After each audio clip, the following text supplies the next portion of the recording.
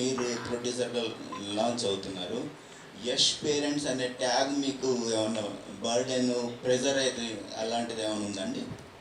అర్థం కాలేదు, ఇంకొకసారి చెప్పండి. యష్ పేరెంట్స్ పేరు బాగుందా బాగలేదా?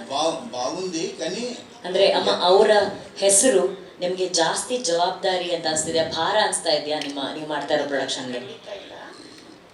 వాడు వేరే నేను వేరే కదండి. ఇప్పుడు చెప్పాను కదా, ఒక రీజన్ చెప్పాను కదా, ప్రతి ఇంట్లో వాళ్ళ జవాబుదారి వాడిది, అది యష్ది వాడిది, వాడు వేరే డబ్బులా.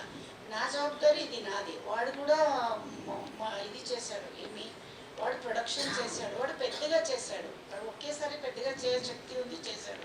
నేను చిన్నగా చేశాను, నేను కూడా ఒకరోజు వాడు అట్లా చేయాలని ఒక కనసు ఉంది. గుడ్ అమ్మ, కానీ యష్ పేరెంట్స్ అనే ట్యాగ్ మీకు అది ప్రెజర్గా ఉందా లేకపోతే? అది ఉండే ఉంటుంది కదండి, అది వేరే కదండి, అది పేరెంట్స్ వేరే, ఇది పని కదండి. అది మేము పేరెంట్స్ అనేది ఇది పని కదా. ప్రొడ్యూసర్ అందరూ ఒకటే కదా, నెక్స్ట్ పేరెంట్స్ అయితే కూడా బాగా చేయాలి కదండి. Thank you. Thank you. I think we are done with the questions, sir. Please. Thank you.